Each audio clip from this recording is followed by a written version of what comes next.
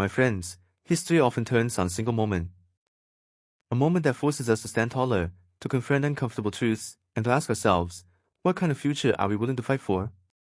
For the people of Burkina Faso, and for Africa as a whole, that moment has arrived. An unprovoked military strike by the United States has struck deep into Burkinabe territory. This was not an accident, nor a misunderstanding. It was a calculated act, what many believe was meant to intimidate, to weaken, and to warn any African nation daring to walk an independent path. But instead of fear, something else spread: unity, defiance, and a resurgent call for sovereignty. We are not here to trade rumors or indulge in outrage. We are here to uncover what happened, why it matters, and how this event could redefine Africa's future, and the role of leaders like Ibrahim Traore in shifting world order. The strike. At dawn, over the skies of the Sahel, the low hum of jet engines turned into a roar.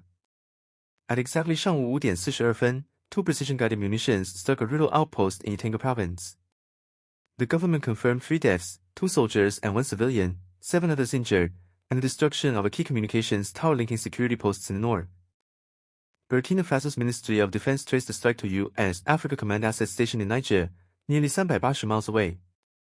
Officials stated it was not a defensive maneuver nor joint security mission. It was a unilateral attack, in direct violation of Burkina Faso's sovereignty and Article R of the UN Charter. Traore's Defiance. President Ibrahim Traoré addressed the nation in a live broadcast watched by over 5 million citizens. This strike was not merely against our land. It was against our right to exist as a free and independent people. Within hours, the country's 1,200 active duty troops were placed on alert. Border defenses strengthened, Ouagadougou Air Base and Koudougou garrison moved to Defiance, and the population rallied behind its leader. That same evening, 35,000 citizens filled Revolution Square in Ouagadougou. They waved flags, beat drums, and chanted one phrase that echoed across the continent.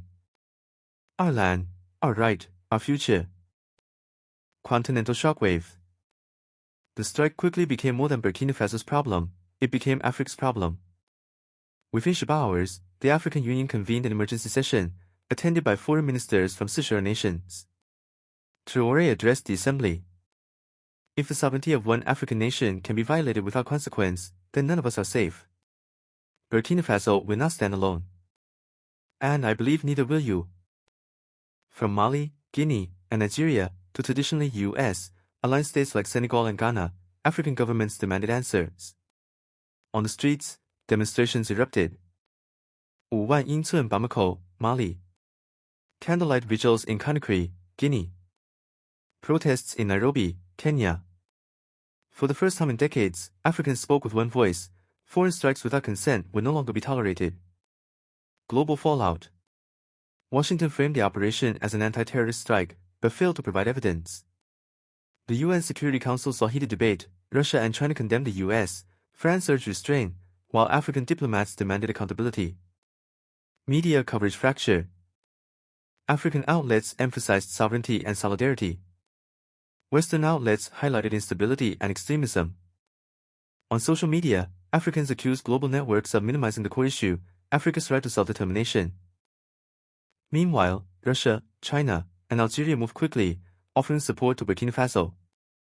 Within weeks, Burkina Faso, Mali, and Niger signed the Sahel Shield Alliance, a mutual defense pact seen as a direct challenge to Western influence in the region. The rise of a symbol. The strike elevated Ibrahim Traoré from national leader to a continental symbol of resistance.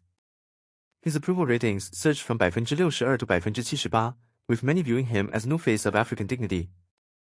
He used the momentum wisely, reviewing military agreements, shifting trade partnerships, and strengthening laws to protect natural resources from foreign exploitation. At the African Union Summit in Addis Ababa, Traoré, dressed in his camouflage fatigues, declared, "Sovereignty is not a gift, it is a responsibility. And it belongs to those willing to defend it." His words, replayed across the continent, struck deep. Africa's future must be written by Africans. A flame across the continent. Weeks later, a similar unauthorized strike in Niger killed civilians, reigniting outrage. Traoré and Niger's leaders stood side by side, declaring, "The era of unilateral foreign strikes in Africa is over." From Dakar to Dar es Salaam, voices echoed the same message: Africa's sovereignty is not negotiable. Conclusion. The strike that was meant to intimidate Burkina Faso instead ignited a movement. A young leader, standing firm in the face of superpower, transformed a national tragedy into a continental awakening. Burkina Faso's journey is far from over, and the pressures will not disappear. But as Ibrahim Traoré declared to his people, we do not ask permission to be free. We stand, and we take it.